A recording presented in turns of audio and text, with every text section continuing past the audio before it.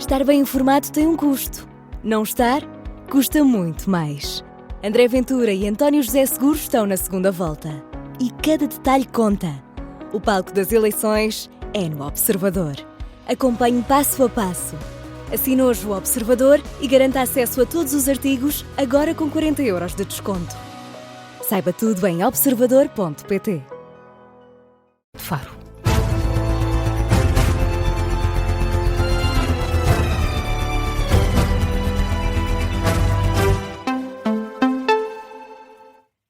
As notícias das 7 com Carla Jorge de Carvalho. Esta noite a Proteção Civil registrou 140 ocorrências por causa do mau tempo, a maioria inundações. Santarém é um dos municípios a merecer maior preocupação. Cerca de 250 pessoas foram retiradas de casa. Uma operação que aconteceu nas zonas de risco, Ribeira de Santarém, Caneiras e Reguengo do Alviela. O caudal do Rio Tejo voltou a aumentar esta madrugada. Foi criado um centro de acolhimento no pavilhão municipal de Santarém para as pessoas deslocadas poderem passar a noite. E é lá que está já a repórter do Observador, Nadine Soares. Nadine, que situação nos consegues descrever? Para já um pavilhão silencioso e às escuras, porque até as pessoas ainda estão a dormir. Tive a oportunidade de falar com a enfermeira de serviço, isto para me explicar que existe mesmo esse cuidado. Há enfermeiros a fazerem turnos para vigiar as pessoas. A enfermeira Vanessa Domingos, a responsável por este turno da madrugada, disse que estão 37 pessoas dentro deste pavilhão, como dizia, às escuras, ainda a dormir, que tiveram, claro, alguns episódios relacionados com ansiedade, até porque a situação é delicada e muita gente a pedir informações sobre quando poderá voltar às suas casas, mas para já ainda sem essa informação. Alguns destes funcionários, enfermeiros e também pessoas que organizam os bens, são bens que estão a ser doados não só pela população, mas também pela Proteção Civil, comida que é organizada aqui num canto deste pavilhão para estas pessoas terem alimentação, também aqui aquecidos com aquecedores, colchões no chão, mantas, como dizia, são cerca de 37 pessoas que estão neste pavilhão, muitas crianças, mas a grande maioria são idosos e, como dizia esta enfermeira, Vanessa Domingos, ao Observador, são as pessoas que estão a ter mais dificuldade em lidar com esta situação, até porque há alguma dificuldade em perceber como é que está a casa, como é que estão os negócios, com esta situação de cheias nas zonas de Santarém. São pessoas especialmente da parte da zona ribeirinha, mas também de outros municípios de arredores de Santarém que estão neste momento a dormir neste pavilhão que está a servir de centro de acolhimento. Para já, como dizia, as pessoas ainda estão a dormir, a acordar aos poucos, devem entretanto começar a tomar o pequeno almoço com estes bens que são entregues pelos bombeiros, pela Proteção Civil, pelas pessoas. Uma manhã que começa calma, mas como dizia esta enfermeira, de muita ansiedade, até porque as pessoas continuam todos os dias e quase todos os minutos, era o que dizia esta enfermeira à Rádio Observador, a perguntar por informações quando podiam não só voltar, mas ao menos saber como é que estão os seus bens. É este o relato para já a esta hora, começar amanhã no pavilhão de Santarém. Nadine Soares, é lá que estão acolhidas neste momento 37 pessoas que tiveram de sair de casa por causa das cheias. Agora, alguma serenidade depois, naturalmente, de muita ansiedade por causa da subida das águas durante a noite. O site da Proteção Civil dá de resto conta de 140 ocorrências, a maioria inundações e também queda de árvores. O risco de cheias continua hoje. A Proteção Civil avisa que há um conjunto alargado de municípios que pode ser afetado. A Proteção Civil ativou ontem à noite 7 planos distritais: Coimbra, Castelo Branco, Santarém, Leiria, Lisboa, Beja e Setúbal, e mais de 80 planos municipais. Em Lisboa, o metro adotou medidas preventivas nas estações do Terreiro do Paço e Cais do Sodré, bem perto do Rio Tejo. São medidas que tentam acautelar a possibilidade de inundação nas zonas ribeirinhas. Por isso, o próprio metro de Lisboa admite que pode haver constrangimentos na circulação esta manhã. E em Alcácer do Sal, a noite deu tréguas. A população não choveu e o nível das águas baixou. Sobram ainda assim preocupações para os próximos dias, uma vez que há muitas inundações na cidade. Mas esta noite, ao contrário do que aconteceu na quinta-feira, não houve pessoas resgatadas de casa. O Miguel Cordeiro está no centro de Alcácer do Sal. Miguel, bom dia. Como é que está a acordar a cidade? Bom dia. A situação hoje é melhor. No local em que me encontro, se aqui estivesse em direto ontem, à mesma hora, teria água pelos ombros. Tenho 1,80 m e daí dá para perceber a dimensão do recuo desta água e da cheia que ontem tivemos, locais em que tivemos água por mais do que 2 metros. Situação bem melhor, não choveu durante a noite, a água começou a recuar ontem, depois do pico da maré alta da tarde. Para nos ajudar a explicar tudo isto, a melhor pessoa é mesmo o António Grilo, vereador da Proteção Civil da Câmara Municipal de Alcácer. Estamos de facto com uma situação bem melhor, mas sabemos também que ainda há muita chuva para os próximos dias e possíveis descargas de barragens. Bom dia, antes de mais. Sim, neste momento temos que estar expectantes. Efetivamente, ontem na viragem da maré da Praia-Mar para a maré baixa, foi quando se começou a notar algum recuo da água pela primeira vez, porque portanto, nas 4 marés anteriores, apesar da maré virar, a água continuava a subir. Portanto, isso foi um primeiro indicador que tivemos. Também tínhamos feito alguma monitorização relativamente às barragens e percebemos que algumas delas tinham reduzido ligeiramente portanto, o nível de libertação de águas.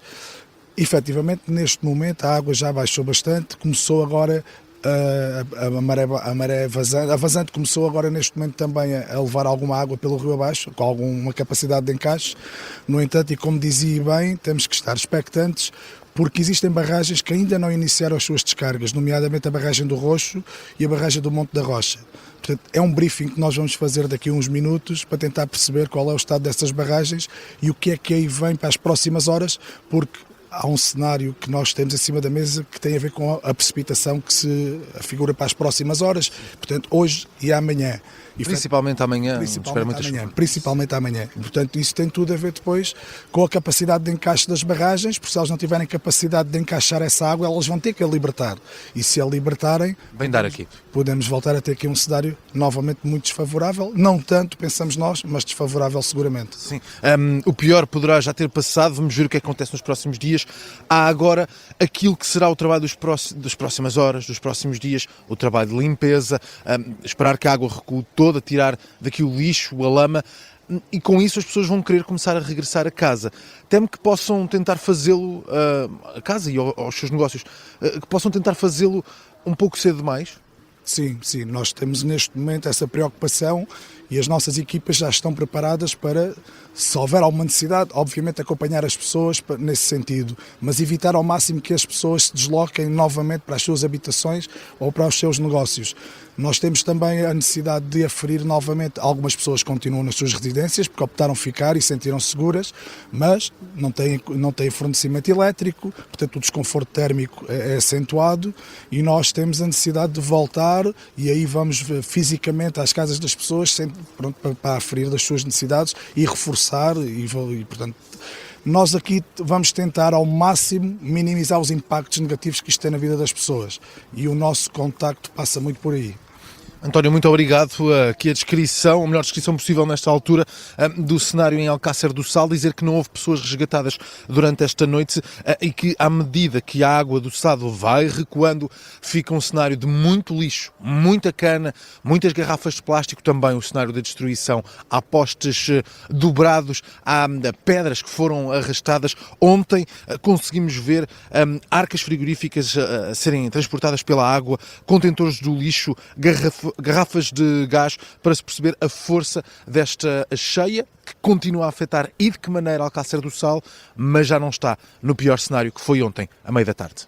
E essa nota é ainda assim muito importante. Hoje a situação está melhor. A reportagem direto do Miguel Cordeiro em Alcácer do Sal. Portugal continua a ser afetado pelo mau tempo. Hoje 10 distritos vão estar sob aviso laranja, não por causa da chuva, mas sim por causa da agitação marítima. O Instituto Português do Mar e da Atmosfera coloca também o segundo aviso mais grave na costa norte da Madeira e na ilha de Porto Santo, também sob aviso laranja, mas por causa da queda de neve estão os distritos da Guarda e de Castelo Branco. O Governo decidiu prolongar o estado de calamidade por mais uma semana. Fica em vigor até o dia 15. A decisão foi anunciada pelo Primeiro-Ministro numa comunicação ao país. Em que foi anunciada também a situação de contingência nas zonas com maior risco de inundações. O Governo decidiu prolongar a situação de calamidade até ao próximo dia 15 de fevereiro, porque sabemos que ainda teremos uma situação difícil que vai prolongar as condições que justificaram precisamente esta situação de calamidade. Ao mesmo tempo, demos orientações para que, para além da prontidão em que se encontram todos os serviços de proteção civil e aqueles que com este colaboram, fosse decretada a situação de contingência nas zonas com risco maior em termos de inundações. Ao mesmo tempo, o Primeiro-Ministro deixa várias garantias que os apoios previstos às famílias atingidas pela tempestade vão chegar o mais tardar na segunda-feira. É adotado um regime excepcional que dispensa a fiscalização prévia do Estado em obras de recuperação urgente. A ASAI vai realizar ações de fiscalização para prevenir aumentos injustificados nos preços dos materiais e serviços de construção. Sobre a mão de obra, Luís Montenegro diz que para já não há carência, mas admite recrutar portugueses e imigrantes através do canal de regulação que já existe. Questionado sobre eventuais erros do Governo na gestão desta crise, o Primeiro-Ministro diz apenas que há de chegar o tempo de prestar contas sobre o que correu melhor e pior. E depois de críticas à ausência da Ministra da Administração Interna no terreno, a Iniciativa Liberal pede agora a demissão de Maria Lúcia Amaral. Mariana Leitão acusa a Ministra de estar em completo desnorte. A Ministra da Administração Interna não falou um momento que fosse a não ser na sexta-feira. Estava em parte incerta, ninguém sabia muito bem onde é que a senhora estava. Aparecia nas fotografias na Proteção Civil, mais nada. Ela própria depois veio dizer que estava a fazer trabalho invisível. Portanto, a Ministra da Administração Interna o que revelou foi uma completa ausência de capacidade de comunicação, de liderança, muito pelo contrário, todos assistimos, e o João também viu as imagens da ida da senhora Ministra a Leiria, que mostrou um completo desnorte e uma incapacidade total. E, portanto, eu tenho sérias dúvidas que a senhora Ministra da Administração Interna tenha quaisquer condições de continuar no cargo. Declarações de Mariana Leitão ontem, em entrevista no canal Now. O Observador sabe que a saída de Maria Lúcia Amaral do cargo de Ministra é um dado praticamente adquirido no núcleo duro do chefe de governo, mas apenas depois da resposta ao mau tempo. Ao Observador, vários elementos sociais-democratas dizem que a própria Ministra já percebeu há muito que não tem as condições necessárias para lidar com um cargo de grande pressão e de alta intensidade. As eleições presidenciais marcaram o dia de ontem. O Presidente da República e o Primeiro-Ministro concordam. Os portugueses devem ir a votos este domingo, dia 8 de fevereiro. Marcelo Rebelo de Sousa vai mais longe. Diz mesmo que não há condições para que seja alterado o dia da votação. Não vejo como seja possível votar uma lei a um dia do fim da campanha eleitoral. Não vejo como seja possível declarar o estado de emergência, que exigiria a participação da Assembleia da República e a sua concordância, que aparentemente não existe da parte da maioria dos partidos, mais a intervenção do Governo, que também não concordo, e, portanto, por outro lado, o Presidente, que soube essa matéria, tem uma doutrina afirmada há 5 anos, foi a de que a lei da emergência diz que não deve ser tocados os direitos cívicos fundamentais no seu exercício. E o direito de voto é um direito cívico fundamental. O Presidente da República a responder assim ao tema que foi ontem colocado por André Ventura de adiar as eleições. Luís Montenegro está ao lado de Marcelo Rebelo de Sousa. O Primeiro-Ministro considera que na esmagadora maioria do país há condições para a ida às urnas. A Comissão Nacional de Eleições diz que a lei é clara e que não permite o adiamento da votação em todo o território nacional. O que é possível fazer é alterar os locais de voto onde se justifique, e os concelhos em estado de calamidade podem, esses sim, decidir adiar as eleições deste domingo, dia 8, para o seguinte, dia 15. Alguns concelhos já o fizeram. Alcácer do Sal, Arruda dos Vinhos e Gulgã anunciaram que não têm condições para realizar as eleições no domingo, e há mais concelhos a deixar a hipótese em cima da mesa. Santarém prometeu tomar uma decisão hoje, e em Abrantes o Presidente da Câmara diz que ainda não pensou no assunto. Há outros que deram um passo atrás. Pombal vai mesmo realizar eleições depois de ter sido noticiado o contrário.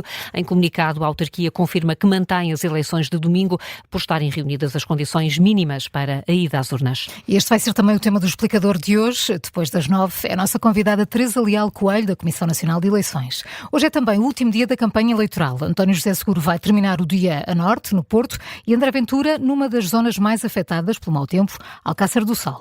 Seguro visita uma empresa de tecnologia de saúde na cidade do Porto ao final da manhã. À noite, o candidato apoiado pelo PS vai realizar um comício, o último comício em Matosinhos. André Ventura vai começar este último dia de campanha em Beja e terminá-lo em Alcácer do Sal. A campanha acabou por ficar dominada pelo mau tempo. Ainda assim, as sondagens confirmam o favoritismo de António José Seguro. Ao 10º dia, a Tracking Poll diária da CNN Portugal dá a António José Seguro 53% das intenções de voto e a André Ventura 28%. Isto sem a distribuição de indecisos, um número que, de acordo com este estudo de opinião, tem crescido durante a campanha eleitoral. E ainda durante o dia de ontem, António José Seguro prometeu começar as suas presidências abertas na região centro. A mais afetada pela depressão Cristine. Num comício ontem à noite em Lisboa, onde se juntaram várias figuras socialistas, o candidato elogiou as medidas anunciadas pelo governo para as regiões mais afetadas.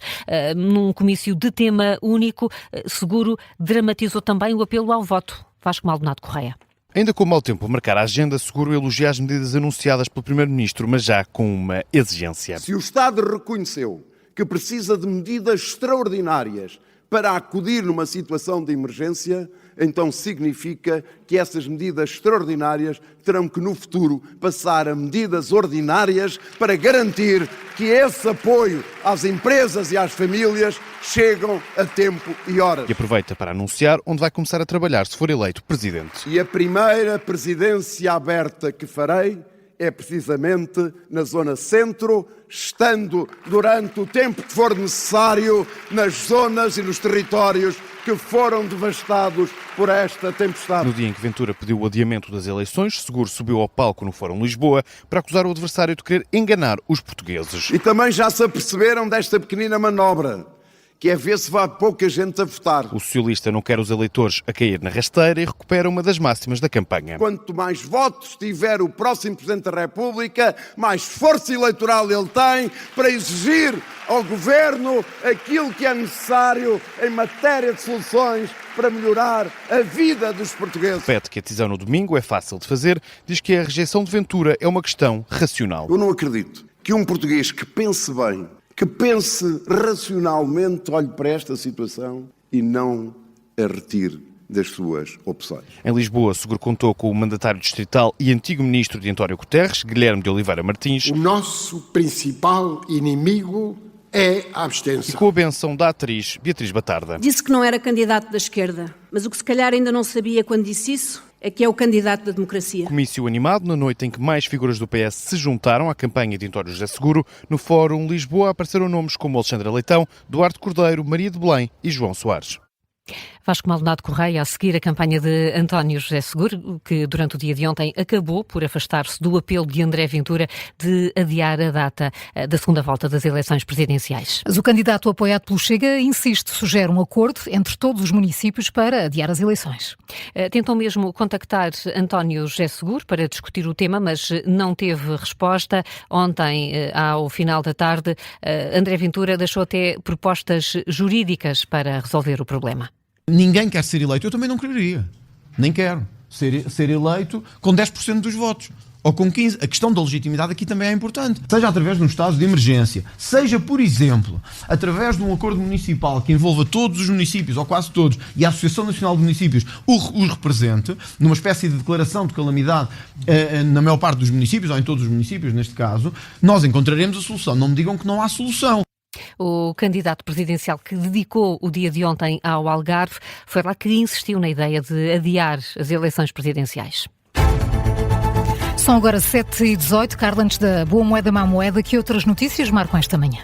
A ONU alerta que as operações de paz podem ficar em risco em breve por falta de financiamento. Um aviso deixado na reunião do Conselho de Segurança. O subsecretário-geral da Organização das Nações Unidas relembrou que a redução das contribuições por parte dos Estados-membros está a obrigar à redução de pessoal e ao repatriamento da força de paz. O alerta é para a iminência do colapso financeiro da ONU.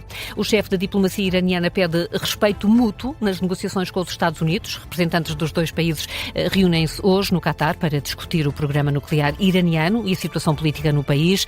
O ministro dos Negócios Estrangeiros do Irão reconhece a necessidade de negociar a bem da estabilidade regional, mas pede um encontro sem condições prévias de parte a parte. No desporto, o Sporting venceu ontem o AVS por 3-2 em Alvalade, jogo a contar para os quartos de final da Taça de Portugal. A vitória só chegou no prolongamento prolongamento. As meias finais da Taça vão juntar Sporting e Futebol Clube do Porto em 2 mãos, a primeira em março, a segunda em abril.